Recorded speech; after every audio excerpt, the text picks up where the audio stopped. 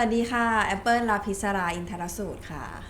สวัสดีค่ะมินปันธิตาเจนเจริญธรรมค่ะจากเรื่องวิวาปัตตภี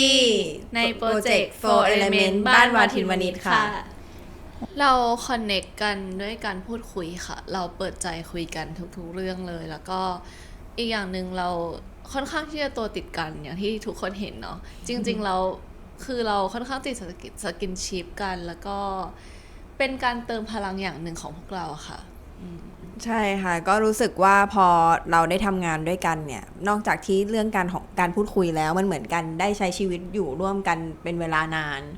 ก็เลยทำให้ความสนิทสนมเนี่ยมันก็ก่อตัวขึ้นได้ไม่ยากอะไรแบบเนี้ยค่ะก็รู้สึกว่ามันก็คล้ายๆกับซีรีส์เรื่องวิวาปัตตภีเหมือนกันเพราะว่าเขาก็เหมือนอยู่ๆก็ถูกจับมาให้แต่งงานหลอกๆต้องมาใช้ชีวิตอยู่ร่วมกันเหมือนกันก็อาจจะคล้ายๆเรา ใช่ค่ะอ๋อ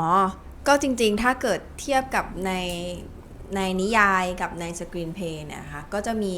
บางจุดที่ในนิยายไม่มีแต่ในสกรีนเพลย์ก็ยังไม่มีแต่เราไปเติมในตอนหน้าเซตกับพ่วงกับเช่นอย่างตัวพี่ดินเนี่ยก็จะมีซีนที่เขาเกิดความแบบตื่นเต้นหรือเขินกับความน่ารักของน้องโรส ก็เลยจะมีโมเมนต์เมจิกโมเมนต์น่ารักที่ตัวละครเกิดขึ้นในเรื่องแบบเนี้ยค่ะเช่นกันค่ะอาจจะแบบไม่ได้ระบุชัดขนาดนั้นแต่เป็นความที่หนูใส่ความเป็นตัวเองเข้าไปในตัวละครมากกว่าค่ะซึ่งพี่ฟิลเนี่ยเขาดีไซน์ให้มิมเนี่ยให้โรสเข้ามาหามิมและมิมก็เข้าไปหาโรสเช่นกันคือเราสองคนคนละครึ่งทางเข้ามาหากันคนละครึ่งทางก็เพื่อที่จะดึงเสน่ห์ของตัวโรสออกมาอันเนี้ยก็น่าจะเป็นจุดหนึ่งที่นั่นแหละต่างอืม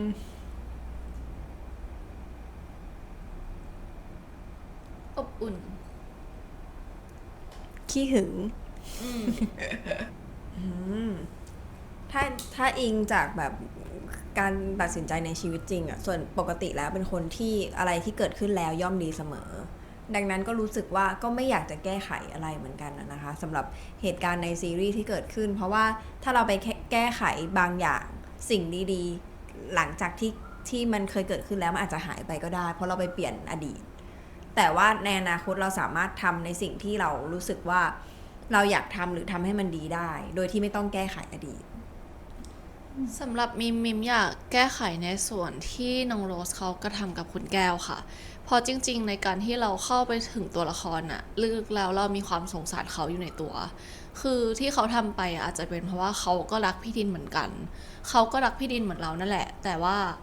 เราเนี่ยไปกระทำแบบนั้นกับเขาได้ยังไงแบบมีความรู้สึกอย่างนั้นอยู่ในตัวค่ะก็รู้สึกว่าถ้ากลับไปแก้ไขได้ก็อยากเลือกปฏิบัติกับเขาให้ดีๆเพราะว่าเขาเองก็คือคนที่ดีคนหนึ่งสำหรับชีวิตพี่ดินเหมือนกันค่ะเพราะสุดท้ายพี่ดินก็เรื่องน้องโรสค่ะหเขานูเหรอแต่เป็นคนเส้นตื้นค่ะมันมีเหตุการณ์หนึ่งคือเรากำลังเป็นซีนที่จ่อปืนกันตอนที่แบบน้องโรสกำลังจะมาห้ามอะค่ะอยู่ๆก็มีน้องหมาเดินผ่านตัดหน้าตอนที่ปืนกำลังจ่อกันอยู่เครียดมากค่ะแอปขำจนแบบแอปพยายามที่จะให้ตัวเองหยุดขำให้ได้แต่ว่ามันยากมากเลยอะค่ะคือแอปรู้ว่ามันแบบควรไปต่อแบบคนมีสมาธิแต่ว่าข้างในมันขำอยู่อะไรเงี้ยเป็นคนเส้นตื้นมากๆก็เลยรู้สึกว่าถ้าเกิดเหตุการณ์อะไรคงเป็นแอปที่หลุดขำก่อนของหนูจริงๆก็ยอมรับว่าพี่แอบเส้นตื้นกว่าหนูแต่ว่าทุกครั้งซีนที่ทุกคนได้เห็นน่ะซีนที่พวกเราหน้าใกล้กันน่ะดูละมุนมากเลยใช่ไหมคะแต่ความจริงคือพวกเราเห็นกันในมุม 0.5 นะหน้าเหมือนมนุษย์ต่างดาวอะตามันจะมารวมกันอยู่รวมอย่างกันเงี้ยอย่างเงี้ยแล้วเวลาจ้องกันนานๆมันจะตลกเริ่มจากกระจีเริ่มเหมือนขเราเป็นแมลงอ่ะใช่สำหรับแอปนะคะก็รู้สึกว่าอารมณ์อารมณ์ของแต่ละวันนะคะมันจะได้ไม่เท่ากันแต่ว่าถ้าเกิดเราเจอบรรยากาศรอบตัวที่ไม่เอื้ออำนวยหรือว่ามีความเร่งรีบมีเสียงรบกวนมีการทำงานที่ไม่ซิงก์กันมันจะทำให้การที่เราต้องเล่นซีนที่ต้องใช้อารมณ์ความรู้สึกเยอะๆหรือว่าใช้อินเนอร์ที่ต้องมีสมาธิมากๆเนี่ยมันจะยิ่งยากแล้วก็ไม่ ไม่สมจริง เพราะว่ามันมีอุปสรรคขัดขวางการทำอารมณ์ของเราอะไรแบบเนี้ยค่ะก็เป็นสิ่งที่แอปยังไม่สามารถคอนโทรลได้ดี ถ้าเกิดเจอเหตุการณ์เหล่านี้ก็จะแอบเสียดายบางซีนหรือว่าอาจจะแบบรู้สึกหงุดหงิดนิดหน่อยถ้าเกิดเจออะไรมาขัดจังหวะตอนที่แบบมันกำลังดีๆอะไรเงี้ยของหนูก็จะมี2 พาร์ทค่ะ เป็นพาร์ทที่หนูเริ่มเข้ามาในกองเลย ก็อย่างที่เคยให้สัมภาษณ์ไปว่าหนูเองก็ไม่ได้ผ่านการเวิร์กช็อปมาก่อนเรียน acting ละกัน คือหนูเริ่มเวิร์กช็อปในช่วงที่เข้ากองเลย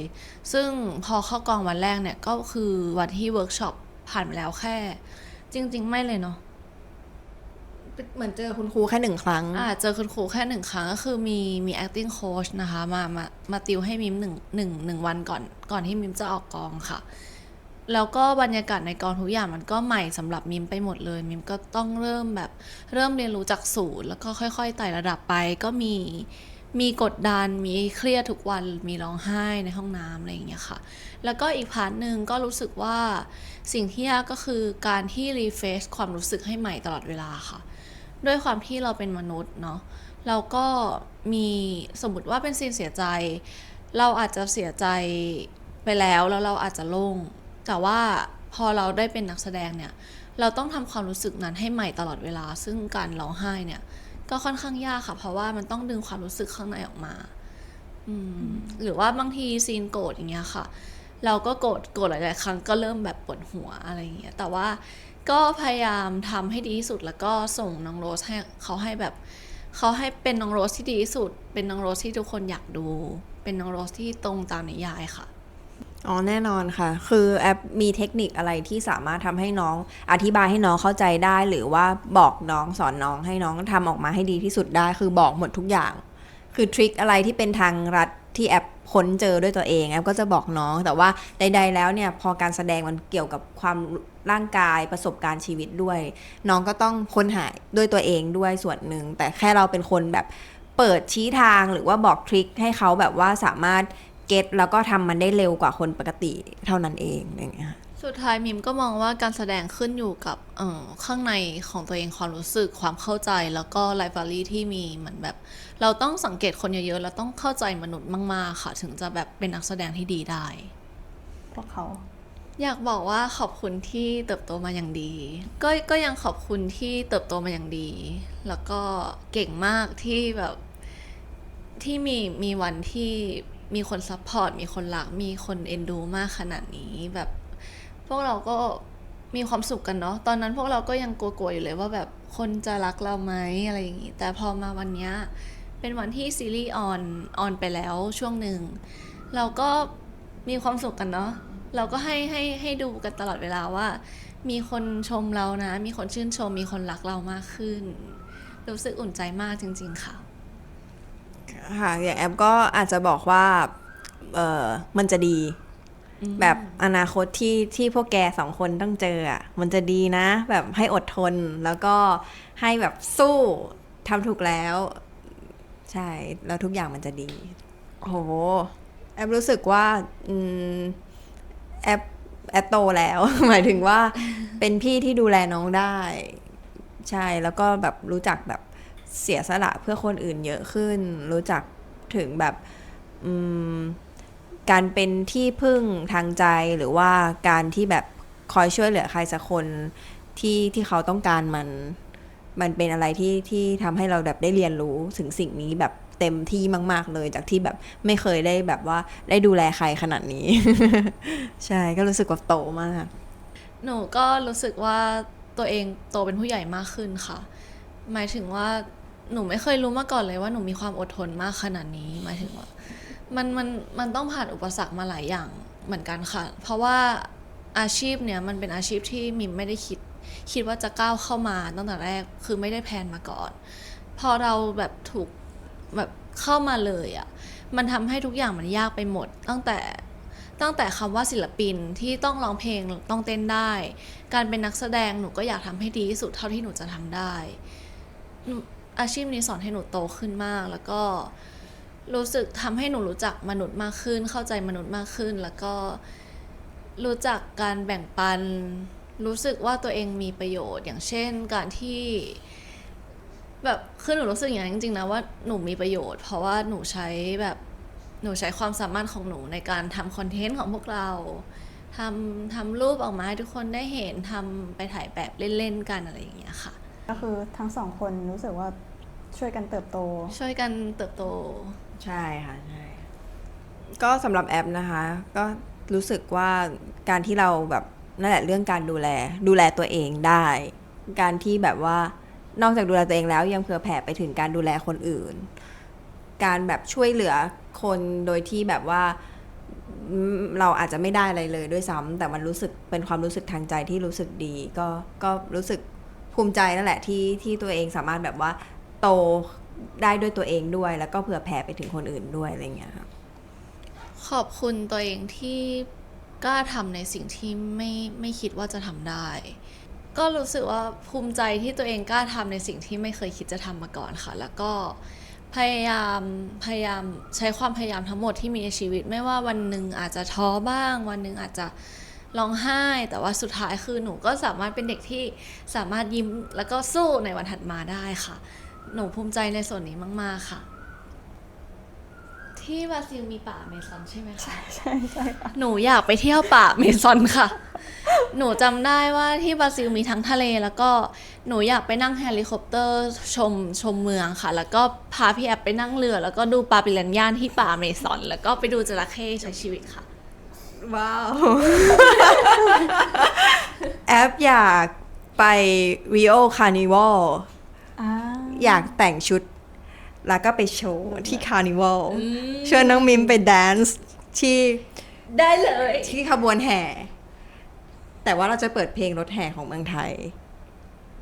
แล้วก็ไปโชว์กับเขา โอเค แล้วก็อยากกินเนื้อย่างที่บราซิลอะน่ากินมาก คือเคยกิน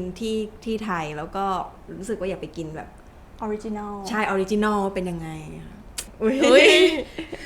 กีฬาสิ่งที่น้องมิมชวนไปก็คือดูแมนมากเลยแต่ของแอลคือเป็นสาวมากเลย ไปแต่งชุดแบบเหมือนคาบาเร่เลย โอ้ก็สำหรับแฟนๆชาวบราซิลนะคะ ก็หวังว่าสักวันหนึ่งเราจะได้เจอกันแบบ face to face เลยนะแบบ ใช่ อยากที่จะมีโอกาสได้ไปหาแฟนๆ ด้วยตัวเองจริงๆนะคะ แล้วก็เห็นทุกคอมเมนต์นะคะ ทุกกำลังใจหรือฟีดแบ็กต่างๆ ที่ส่งมาให้พวกเราตลอดเลย มีในนั้นมีแฟนๆ บราซิลเยอะมากนะคะ ก็อยากขอบคุณกำลังใจเหล่านี้ที่มีให้กับพวกเรานะคะ ขอบคุณสำหรับความรักที่มีให้พวกเรานะคะ ตั้งแต่ช่วงที่เราเริ่มเข้ามาในโปรเจกต์นี้จนถึงทุกวันนี้หนูเริ่มเห็นแฟนบราซิลเยอะขึ้นทุกวัน ขอบคุณที่เข้ามาคุยกับหนูเวลาหนูไลฟ์ขอบคุณที่เข้ามาคอมเมนต์ขอบคุณที่แบบลงสตอรี่และแท็กมาหนูเห็นทุกอันเลยนะคะ ขอบคุณมากจริงๆค่ะ แล้วก็ยังไงก็รักพวกเราไปนานๆนะคะ แล้วก็ขอบคุณที่เข้ามาค้นพบพวกเรา Apple Mim ค่ะ ค่ะก็ซีรีส์เรื่องวิวาห์ปัตตภีจากโปรเจกต์ 4 Element บ้านวาทินวานิชนะคะ ก็จะสามารถรับชมได้แบบสดๆนะคะทางช่อง 7 HD ทุกวันเสาร์ 2 ทุ่มครึ่งนั่นเอง แล้วก็ดูย้อนหลังได้ทางอ้ายฉียี่นะคะ 3 ทุ่มครึ่ง ก็เป็นเวลาไทยนะคะ ก็แฟนบราซิลทุกคนก็น่าจะดูพวกเราที่ไอฉีเนาะ ใช่ ก็ยังไงก็ขอฝากเรื่องวิวาห์ปัตตภีไว้ในใจทุกคนด้วยนะคะ ยังไงก็ฝากพี่ดินน้องโรสนะคะ ตกหลุมรักพวกเราเยอะๆค่ะ บ๊ายบาย บ๊ายบาย ที่